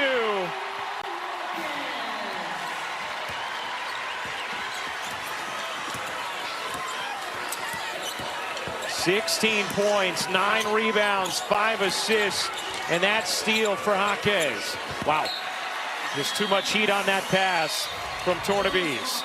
Jaquez just coming out, jumping, the little poke with the right hand, and then able to collect it and go the other way. What more could she possibly do? And the Jaquez family has been doing a lot of high-fiving. Rice in some trouble, out of bounds, and UCLA will have 3 seconds to get it across. And remember, in the college game, it's when it's touched on the other side of half court. The ball can't just get across midair like it can in the pros. You've taught me well, right, D?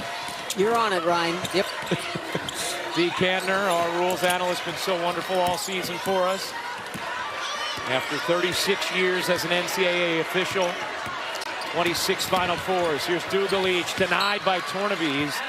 Hey, Rebecca, in addition to South Carolina needing threes with Tornabese on the floor, how about just Dawn Staley getting her 18-year-old some experience in this moment? Certainly, she is a very skilled young woman, and just having her get this experience, so when they are hopeful to be back next year, she will feel more comfortable in it.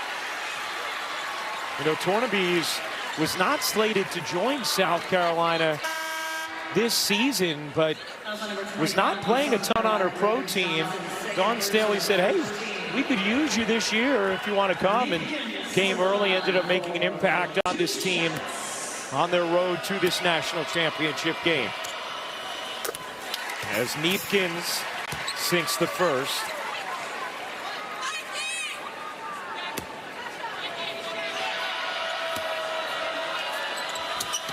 Neepkins hits both. Now she'll check out, Ledger Walker in.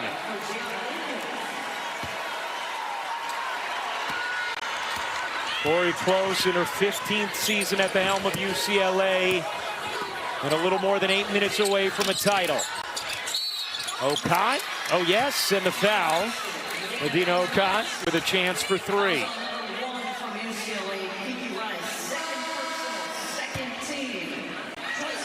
Joyce Edwards will come back in as Tornabees will check out now.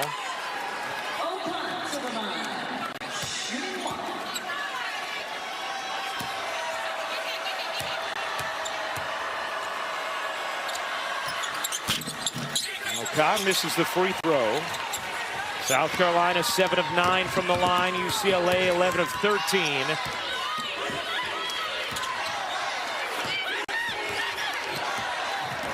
The UCLA team that was pushed to the limit by Duke in the Elite Eight suffocated Texas in the semifinal and has overwhelmed South Carolina here in the national championship game thus far. Lauren Betts with the on-ball screen, and then she rolled into the paint. Raven Johnson stuck defending her. UCLA should have tried to go high-low, would have been better off getting to the wing and then the entry, but foul was called anyway. Third foul on Raven Johnson as Rice lays it in with the left hand. A 67-34 lead over South Carolina. Kiki Rice, 10 points, 6 rebounds, 4 assists. Edwards, bodies in, gets the roll on the reverse. Nice finish there from Joyce Edwards. Ledger Walker loses the dribble out of bounds. On the pressure from Laxton.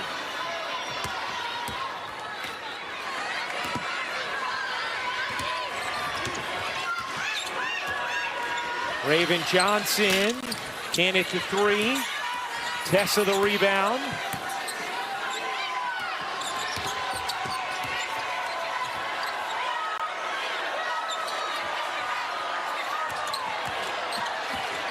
Tessa working her way through traffic, drops it in. She's been the one source of offense today for South Carolina, now with 14 points. South Carolina, again, this is a huge deficit, but they need to continue to work, try to get stops, steals if they can, and quick buckets the other way. And a whistle underneath against South Carolina, trying to deal with Lauren Betts.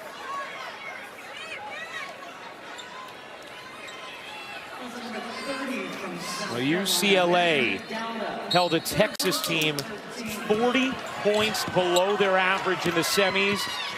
And you see what they've done to South Carolina today, who averages 87.5 points. Combined, those teams have shot a paltry 29% against the Bruins. Latson loses it out of bounds. Let's check in with Holly Rowe. Well, Ryan, you might remember that on this same stage last year, that happened to UCLA. They lost a 34-point game in the national semifinal to UConn. I'm going to lay out because this is important. Gabriella getting a standing O. Good feel, Hal, no doubt. Jaquez getting the ovation she deserves. And we will step aside.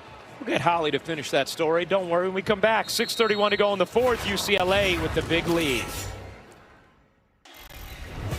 Well, we're going to flash back 1978, the AIAW National Championship game, the first women's national championship game on TV, led by Coach Billy Moore. Annie Myers-Drysdale, UCLA defeating Maryland 90-74 for their only national championship. They have not won in the NCAA era. Corey Close has maintained such a great relationship with all the key figures from that 1978 team. And Corey Close will be the longest tenured coach at one school before a first title. She is 631 away from this win. And last year, Rebecca, when we talked with Corey at the Final Four, which was UCLA's first in the NCAA era, she was overwhelmed with emotions, feeling validation that her holistic approach to coaching, the time she focuses on the whole person, whether that's, she calls it the mental gym, or different ways where she tries to water the seeds of her players, paying off and having success on the court. This year, coming into this weekend, her approach was much more about, hey, last year we really kind of embraced the spectacle of it all. This year, we're doing what we need to in our schedule to focus on the basketball. They narrowed their group that was going to be moving throughout Phoenix together rather than their larger travel party. They made sure to have intermittent breaks for film amongst all the different obligations, and obviously it has paid off on the floor. And one of the things that she did that was interesting, she said we kept things to a one-day scout, the way we had done them when we were in the Pac-12, not the two-day scouts that they do in the Big Ten. You only have 1 day to prepare in the NCAA tournament.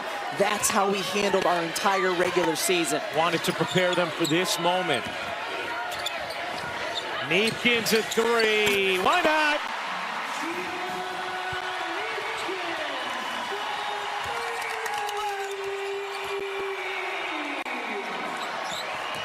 Here's Tessa Johnson, partially blocked by Betts. Edwards lays it in. You know, and just put a ball on the story Holly was telling before. After that national champion, or that semifinal loss last year to UConn, Gabriela Jaquez gathered her team, and she said, we all need to look in the mirror and decide what kind of team we want to be. And Jaquez also told us that included Corey Close, and realizing there were certain moments where she was going to have to be a little tougher on them in order to get the most out of them when it came to the details, which Corey would say, I hate coming in hot in film, but I know it's what you need right now. And that clearly has paid off. And Jaquez will check back in, so too will Village. We send things back over to Holly. Well, talking about Corey Close's coaching philosophy, she got that at the knee of John Wooden when she was an assistant coach there at UCLA. Early on in her career, she went over to Coach Wooden's house with Steve Lavin, and she had the same last name as, or the same name as his great-granddaughter. And he said, man, you're somebody great. I want you to see you more. So every Tuesday for over a decade, she would go and see him every single Tuesday before he died. She said, he really taught me that foundation of what I needed as a young person, how to pour into my players, and that holistic approach that you're speaking of, Ryan. Pretty amazing. Tuesdays with Coach instead of Tuesdays with Maury. And Raven Johnson will check out for South Carolina.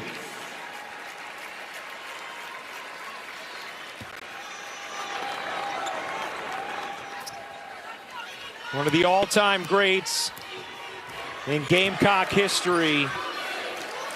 Second on the all-time win list. We'll see if she sees the floor again in this fourth quarter.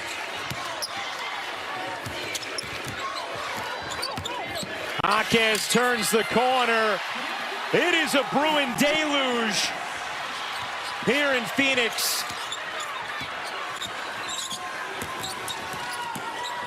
18 points, 9 rebounds, 5 assists for Gabriela Jaquez. Tornabeans can't hit. Dawn Staley with a lot of young players on the floor. That's on the run. She can do that too.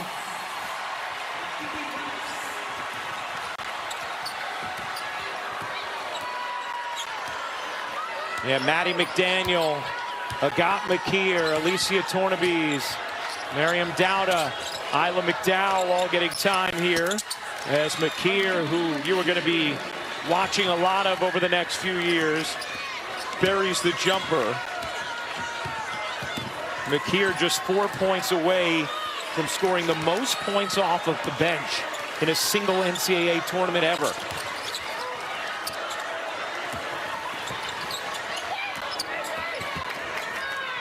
And there's McKeer on the steal with under 4 minutes to go. McKeer gets fouled.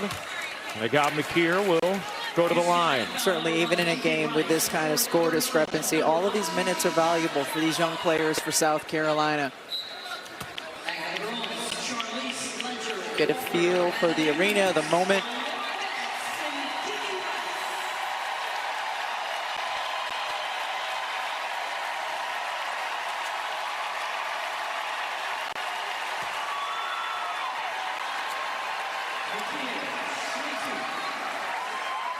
These seniors completely changed this program.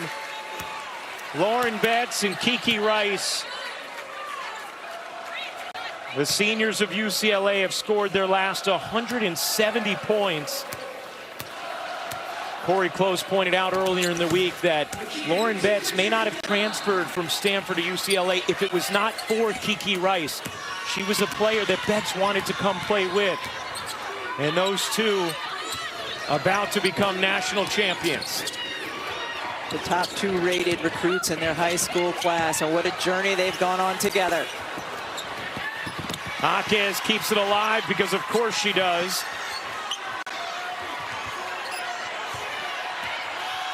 Five on the shot clock.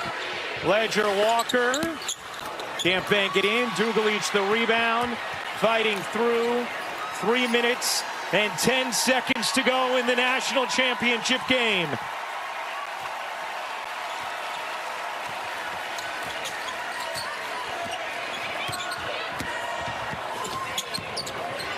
Jaquez, you bet! A little cherry on top.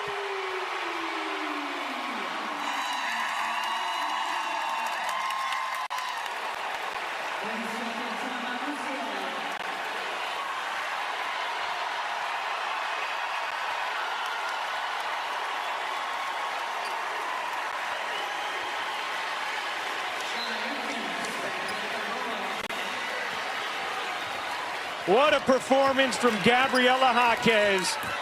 21 points, 10 rebounds, 5 assists. As Ledger Walker gets called for the foul. Gabriela Jaquez has done everything, including scoring, yes, but her imprint has been all over this game. You see her teammates and the joy that she brings to them after the score. What do you think? Gabriela Jaquez end up being the MVP of the most outstanding performer this tournament? She certainly was in this game. Yes.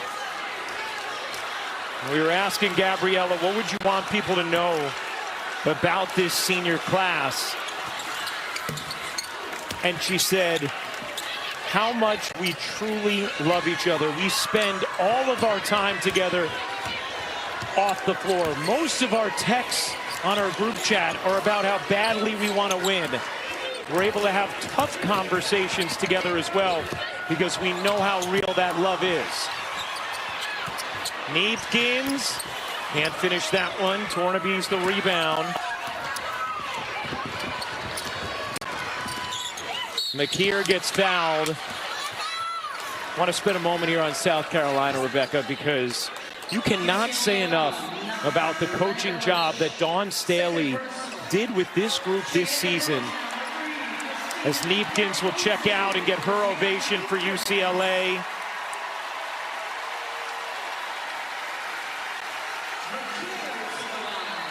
Dawn was honest with us yesterday. We said, did you think this was a team that could get to a national championship earlier in the year? And she said, with a big smile, no, I didn't. We couldn't quite get all parts of our game to mesh. But after that SEC title loss to Texas, we figured it out as a group.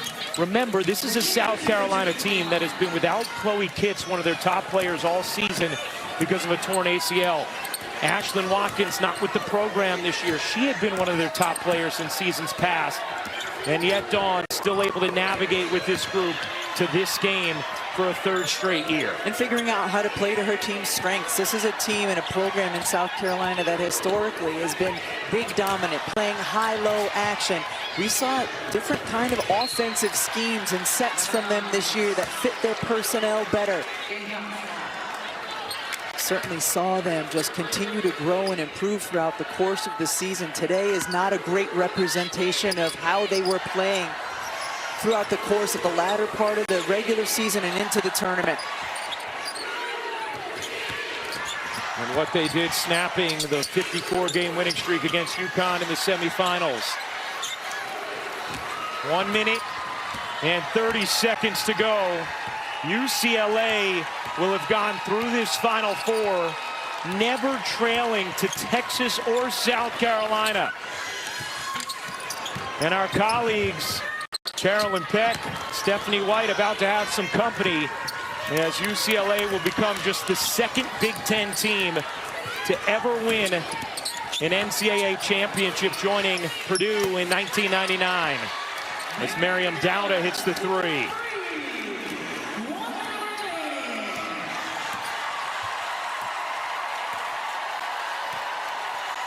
Crowd on its feet, ready to party.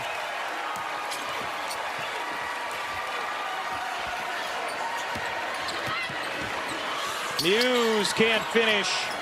Tornabee's the rebound, under 40 seconds to go. And Tornabee's throws it away. About a 6.9 second differential game in shot clock.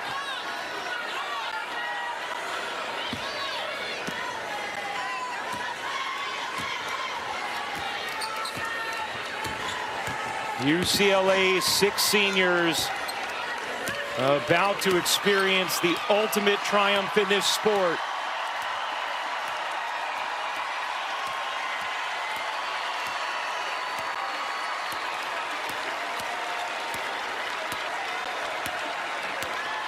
Ledger Walker will take the violation. Have to have one more inbound here.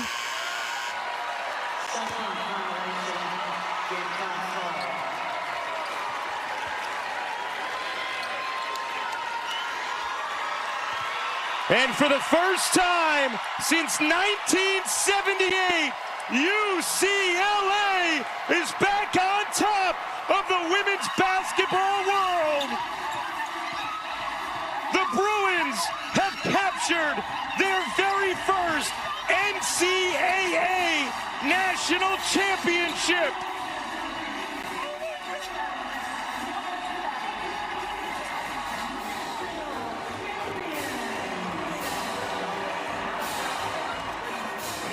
Led by 6 seniors. What an incredible season for UCLA. Only one loss along the way, back in November to Texas.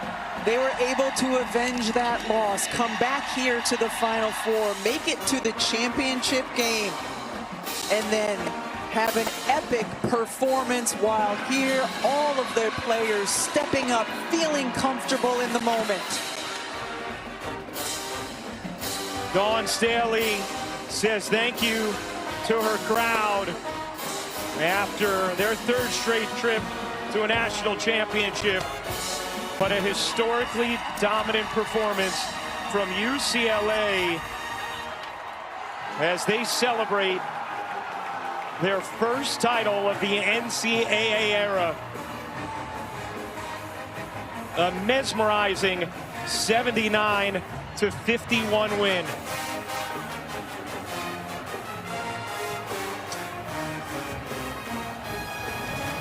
And Corey Close with Holly Rowe. Corey, you've got someone special wanting to see you. Come on, Mom. I couldn't interrupt this hug.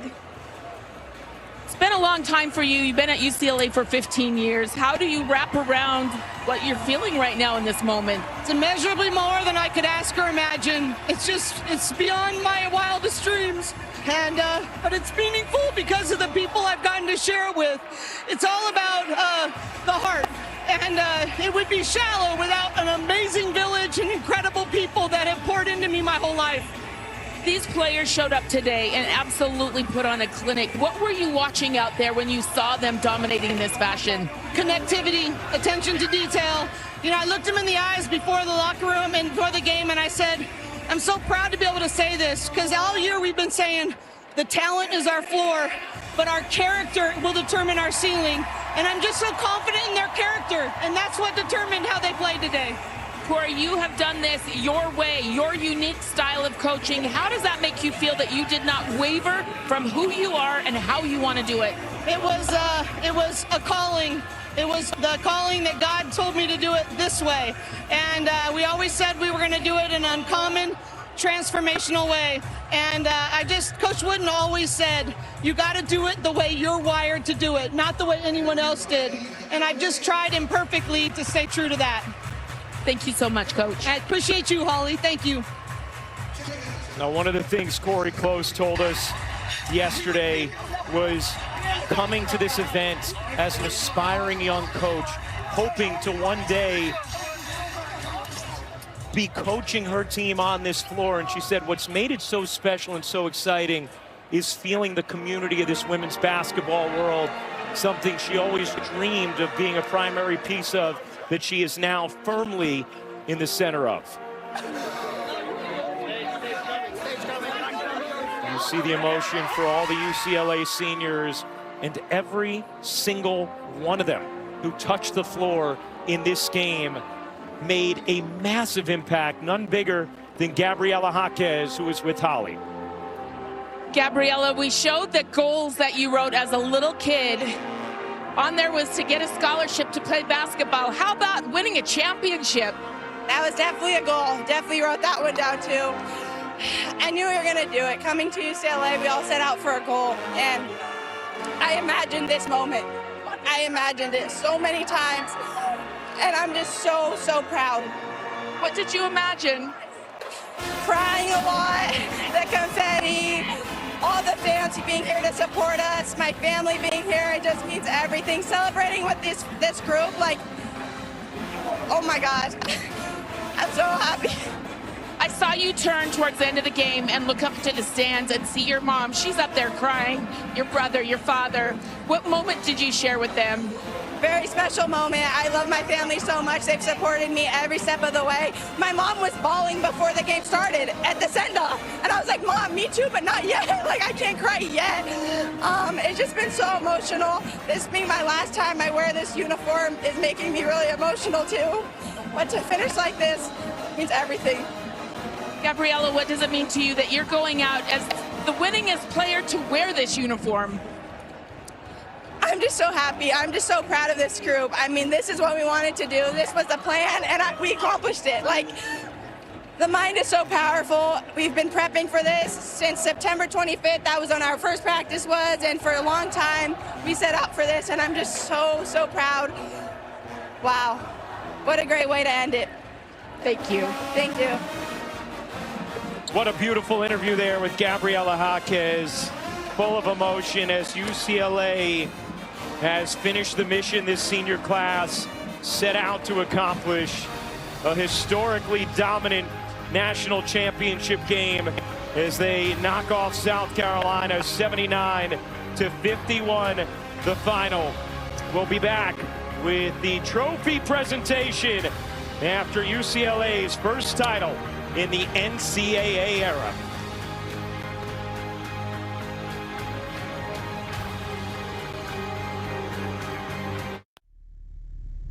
This is a pyramid.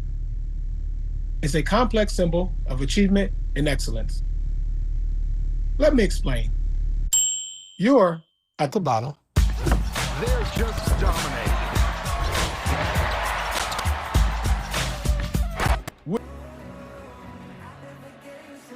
Well, the celebration is on. LA, not a far trek from Phoenix, and the Bruins with so many fans in this building today. Let's take a look at the Capital One rewarding performance. How about the defense from UCLA? Your goal defensively is to make the other team uncomfortable, and I felt like UCLA did that from the jump of this game. They used their length to get deflections. They came in and swarmed offensive players in the paint. Of course, Lauren Betts and her ability to block shots, but it was everyone. And it wasn't just steals to scores. It was making everything difficult for South Carolina, holding them only to 29% on the game. To hold that offense to the Gamecocks to 29% from the floor. Just a remarkable performance. UCLA with their first NCAA title, the second title in Big Ten history. Carolyn Peck's Boilermakers in 1999, the other, and 31 straight wins is how UCLA finishes this season, the longest winning streak in program history.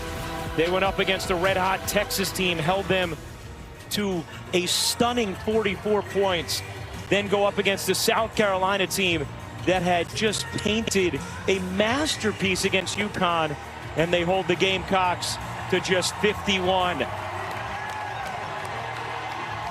Jaime Jaquez has made his way down onto the floor. UCLA ready to celebrate. Their 6 seniors accounting for every point they scored in this Final Four. And the Bruins make history here today against South Carolina.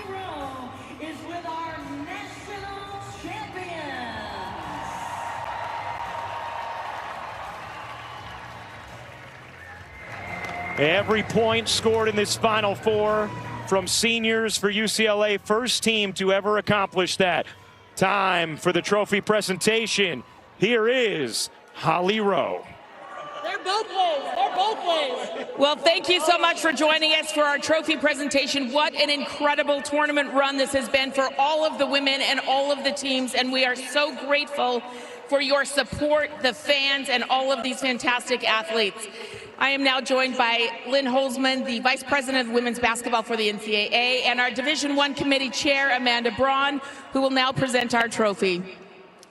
On behalf of the Women's Basketball Committee, I'd first like to extend congratulations to South Carolina for an excellent season and a great effort today. And now, it's my honor to present the 2026 National Championship Trophy to Coach Corey Close and the UCLA Bruins.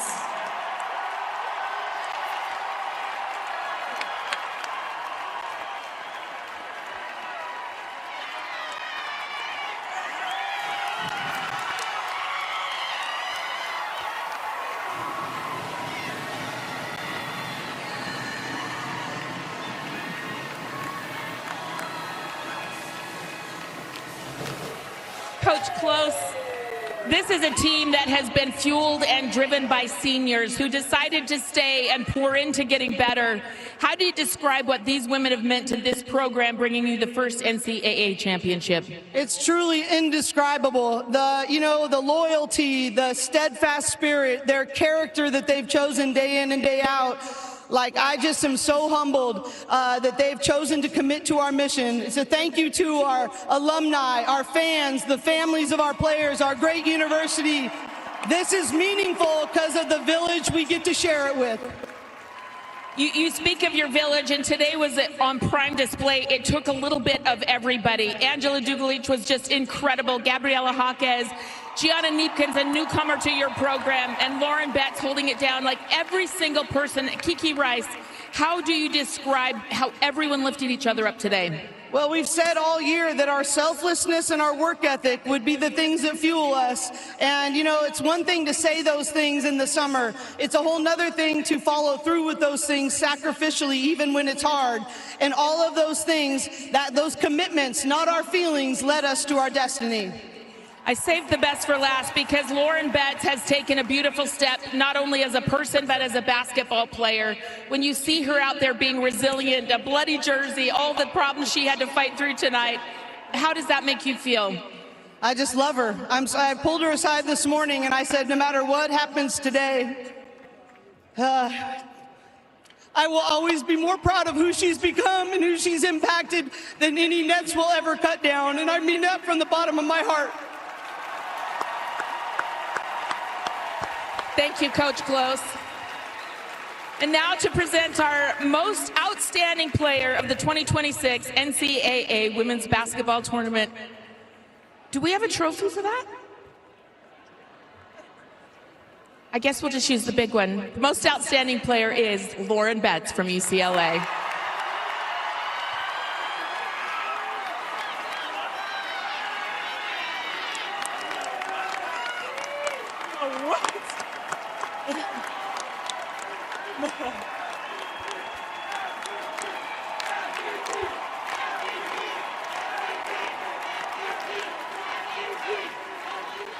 Lauren, this was a tough game for you.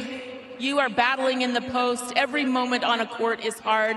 So many people around you. How do you keep your poise and composure in these difficult moments?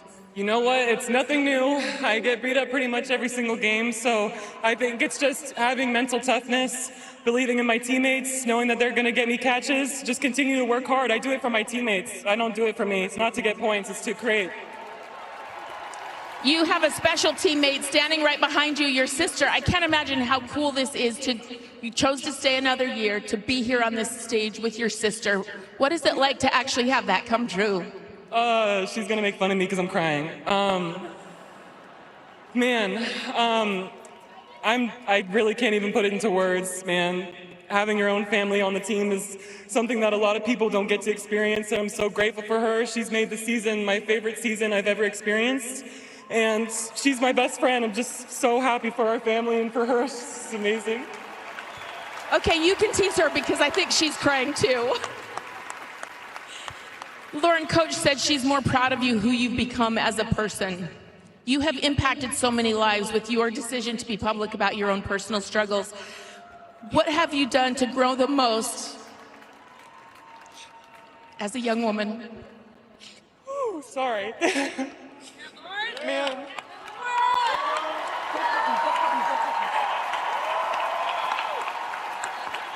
I think